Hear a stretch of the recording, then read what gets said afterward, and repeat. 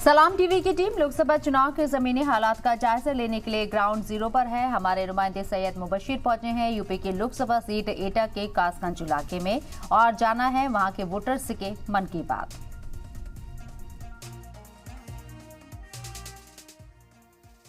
आदाब, सलाम टीवी देख रहे हैं आप। आपके साथ मैं हूं सैयद मुबशिर। सलाम टीवी का कारवां लगातार आगे बढ़ता जा रहा है और इस कारवां को आगे बढ़ाते हुए हम पहुंचे हैं एटा लोकसभा के कासगंज जगह पे।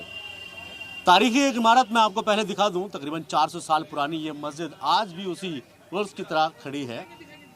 क्या है मुसलमानों के मन में और ख़ासतौर पर 24 का कौन होगा सरदार, ये जानने के लिए हम कासगंज पहुंचे हैं और जानेंगे हर वो हकीकत, हर वो मुद्दे जो यहाँ के आम जिंदगियों से, आम मुसलमानों से जुड़ी है। तो आइए मेरे साथ जानते हैं कौन होगा 24 का सरदार और क्या है मुसलमानों के मन में। तो क्या है मुसलमानों के मन में और क्या है यहाँ के मुद्दे, क्या उन मुद्दों पर पिछले सांसद ने काम किया या नहीं किया, क्या उम्मीदें लगती हैं, किस तरीके की चीज़ें हैं, यहाँ पर जानने की कोशिश करेंगे। कुछ लोग यहाँ मौजूद हैं, मैं उनसे एक बार बात कर लूँ।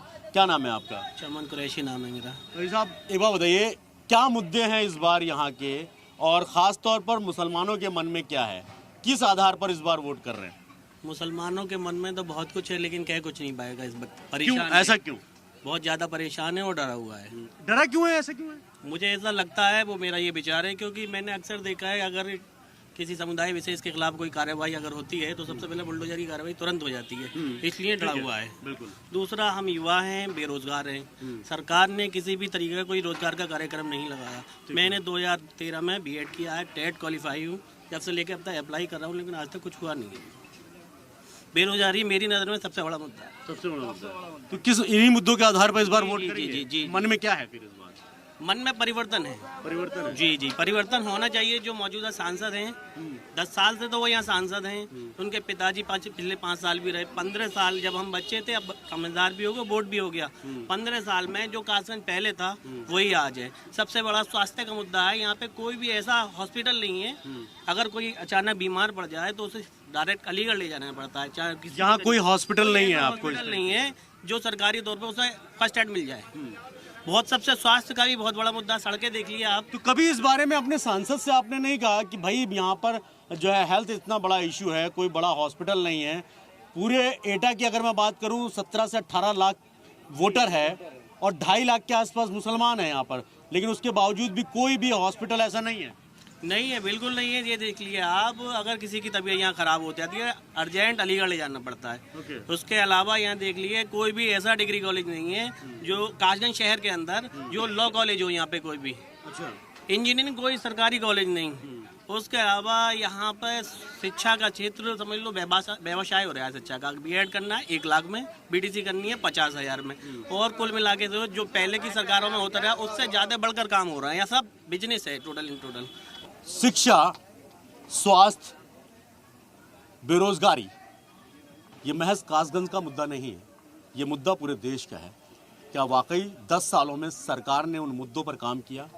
यही जानेंगे कासगंज से। तो आप जैसे हेल्थ की बात कर रहे थे कि यहाँ पे कोई हॉस्पिटल ऐसा नहीं है कि in case of any emergency आपको यहाँ कोई फर्स्ट एड मिल सके। जी। मतलब इतना भी नहीं है यहाँ पर। सोचना, एक मिशन हॉस्पिटल है, एक सरकारी हॉस्पिटल है, वहीं ले जाते हैं, वहाँ तुरंत रेफर कर दिया जाता है। अच्छा। ये कह दिया जाता है भैया हमारे पास व्यवस्थाएं नहीं है, आप अलीगढ़ रेफर कर दिया। यहाँ पे कोई व्यवस्था मेरे सामने, मेरे खुद के भाई का हार्ट अटैक आया, हम मिशन में लेकर रेफर कर दिया, उनका इंतकाल हो गया।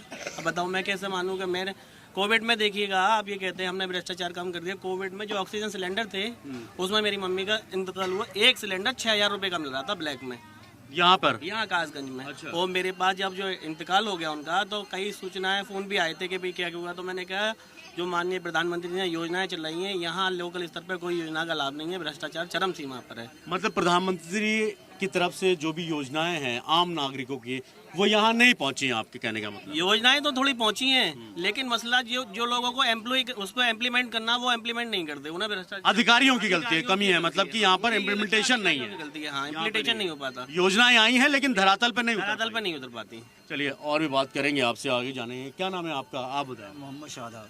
शादाब साहब, क्या करते हैं आप? मेरी शॉप है मीट की। मेरी शॉप है आपकी। क्या लग रहा है, चलिए बिजनेस से ही शुरुआत करते हैं आपकी। रोजगार है अभी, ठीक है ऐसा? गरीब और गरीब होता जा रहा है, अमीर और अमीर होता जा रहा है। अच्छा। हाँ, ये है बिजनेस का हाल। कोई गली, कोई मोहल्ला, कोई जिला, कोई कस्बा आप घूम कर देखें, सर्वे करें, सबसे ज़्यादा बड़ा मुद्दा है वो बेरोजगारी का है। पिछले 2014 के बाद से जितना पढ़ा लिखा युवा मारा फिर रहा है देश की सड़कों पर, उससे दो ही लोग सड़कों पर है, या तो सांड सड़कों पर है या युवा सड़कों पर है, और तीसरा कोई सड़कों पर नहीं। ये बड़ी मजेदार बात आपने कही कि या तो सांड सड़कों पे है या फिर मतलब खुला जानवर जो है, खुला जानवर सड़कों पे है। हजारों किसानों की फसलें बर्बाद। आज तक उनकी एमएसपी का वादा किया था बढ़ाएंगे, आय दुगनी होगी, कुछ नहीं हुआ। 72 किसानों की शहादत हुई, कुछ नहीं हुआ। उनको खालिस्तानी बोला गया, पाकिस्तानी बोला गया, और फिर वो काले कानून जो सरकार ने उन पर डाले थे फिर उनको वापस लिए। शर्म आनी चाहिए उस सरकार को, वापस लिए, और आज तक कोई उन किसानों के पास गया नहीं बात करने उस परिवारों से। तो आपकी बिल्कुल है कि आगे बहुत सारी चीजें, 700 से ज्यादा किसानों की मौत हुई। इस बार क्या है खास तौर पर मुसलमानों के मन में क्या है? फिर मुसलमानों के मन में क्या है? मुसलमान और देश कोई मतलब नहीं है। इस मुद्दों पे चुनाव होना चाहिए कि हमारा सबका साथ, सबका विकास, सबका विश्वास। प्रधानमंत्री नारा देते हैं। आज तक 10 साल में सांसद जी कभी आज तक किसी मुस्लिम क्षेत्र में आए वहाँ किसी का दर्द पूछ लें, किसी की बात सुन लें, तो एक भी रिकॉर्ड वो दिखाएं? ना विधायक जी, ना सांसद जी। सबका साथ, सबका विकास माननीय प्रधानमंत्री जब कह रहे हैं तो आप क्यों नहीं पहुँच रहे क्षेत्र तक? कोई सुविधा मुस्लिम को नहीं मिल रही। 5 किलो राशन का वादा करते हैं, 1 किलो गेहूँ मिलता है, कितने दिन खा सकते हैं आप 1 किलो गेहूँ को? 2 किलो बाजरा दे रहे हैं, 2 किलो चावल दे रहे हैं। 5 किलो राशन देने के लिए सबको लाइन में लगा रखा है। एक लाइन पहले लगाई थी, एक लाइन अब लगा रहे हैं। ये बड़ी विडंबना है कि 5 किलो राशन को लेकर जिस तरीके से कहा यह जाता है कि 80 करोड़ देशवासियों को यानी गरीब लोगों को राशन दे रहे हैं 5 किलो, यानी आप आदत डलवा दीजिए, उसके बाद फिर राम भरोसे हैं। खैर आगे बढ़ते हैं। बहुत सारी ऐसी चीज़ें हैं जो सरकार और सत्ता को लेकर कई सवाल खड़े करते हैं। मन में इस बार क्या है फिर मुसलमानों के, क्या चाहते हैं? मन में जो है वो तो है मन में अच्छी तरीके से। सब वोटर, हर वोटर अपनी अपनी मर्जी का मालिक है। किधर वोट करेगा ये किसी को नहीं पता, संघ वाले को नहीं बताता है किसको वोट दे। नहीं, हमें भी नहीं जानना है कि आप किसको वेट कर रहे हैं। मुद्दों पे अगर चुनाव हो तो बेहतर रहेगा।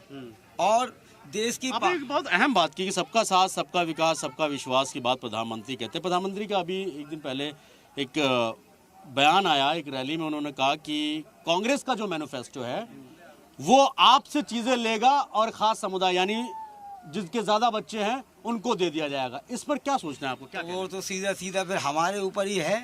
बच्चे हमारे लोगों की उसके ऊपर तो ये काम ही हो रहा है।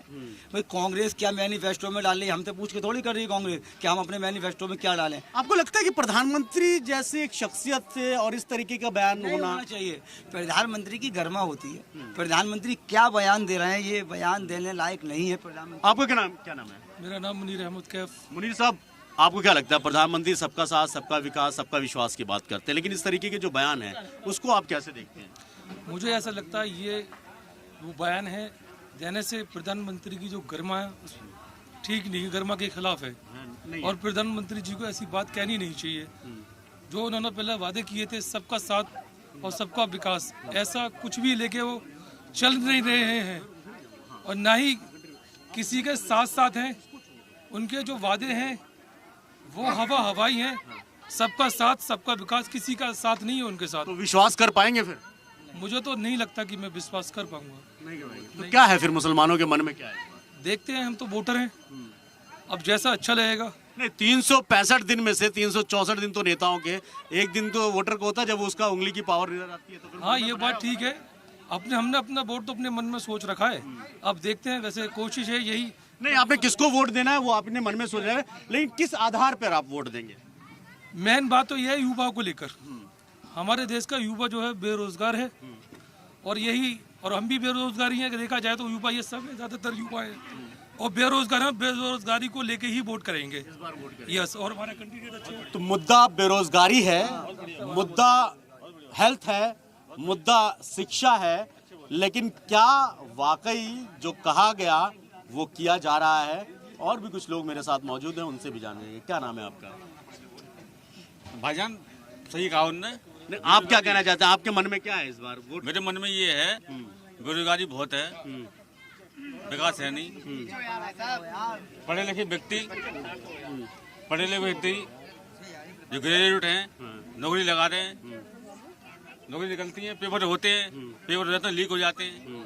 बच्चा करोड़ों काफी पैसे खर्च कर रहा है, उसने मेहनत की, कहाँ से कैसे पैसे खर्च किया, पेपर लीक हो गया, उसकी मेहनत बेकार गई। बिल्कुल।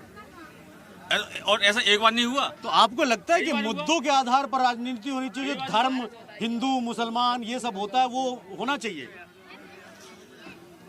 बेरोजगार को सरकारी जॉब नहीं मिल रहा, नहीं मिल रहा है। संकट में ये है। राजनीति मुद्दों पर होनी चाहिए, मैं वही कह रहा हूँ। जो ये हिंदू मुसलमान की राजनीति होती है वो ठीक है? हैं? जो हिंदू मुसलमान की राजनीति हो रही है वो ठीक है? हिंदू हो मुस्लिम हो सब एक हैं। बिल्कुल ठीक है। हाँ। रोजगार मिलना चाहिए, रोजगार मिलना चाहिए। हिंदू हो मुस्लिम हो। चलिए युवाओं से भी बात कर लेते हैं, क्योंकि जहाँ तरीके से बात होती है वो सबके अलग होती है। क्या नाम है आपका? मेरा नाम अरमान। अमन साहब, अभी इस बार क्या मन में बनाया है कि किस आधार पर वोट? ये बनाया है कि हम लोगों को जितने भी युवा हैं सब लोग, इन लोगों को बेरोजगारी बहुत है, ना तो कोई काम का है, ना ही कोई बिजनेस, ना ही कोई जॉब मिल रही है। ग्रेजुएट भी पढ़े हुए हैं और इंजीनियरिंग भी करे हुए पढ़े हुए हैं, बहुत से लोग हैं।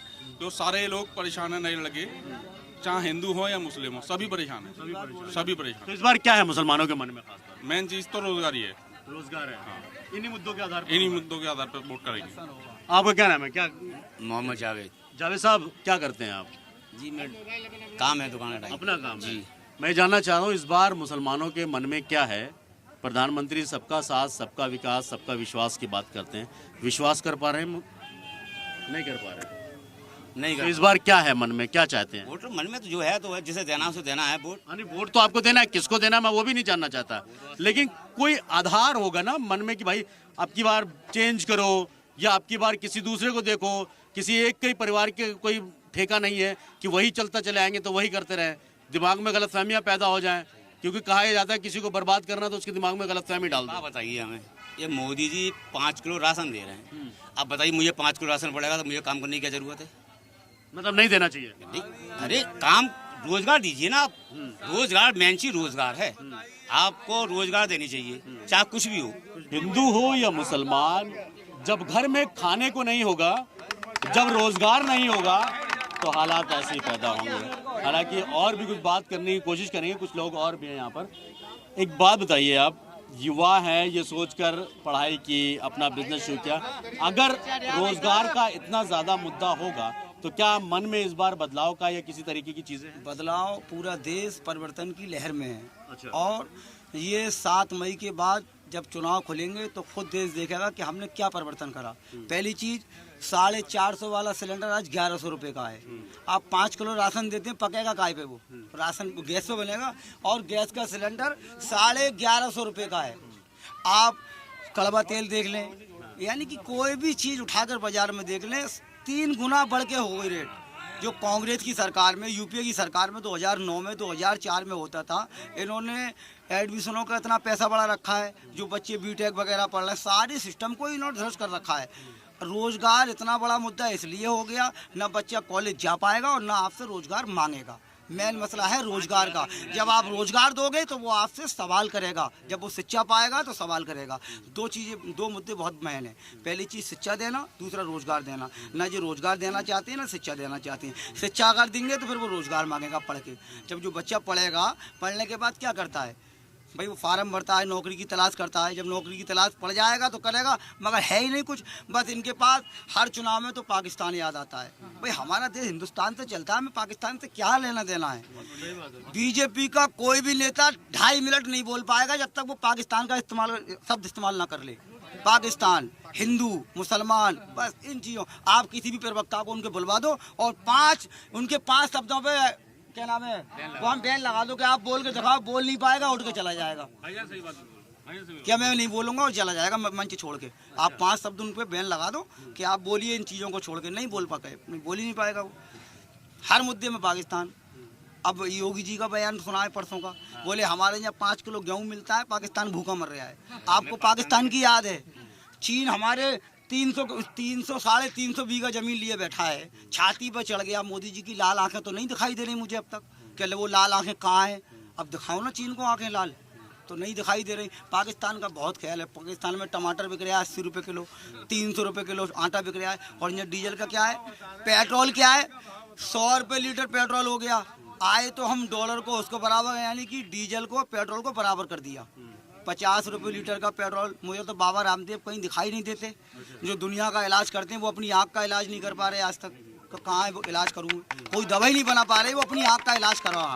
चलिए वो तो खैर दूसरा मुद्दा अलग हो जाएगा, मैं और भी बात करता हूँ। युवाओं से भी कुछ बात कर लेते हैं, क्योंकि युवा देश का भविष्य है और देश का भविष्य किस आधार में लटका है वो भी जान लेते हैं।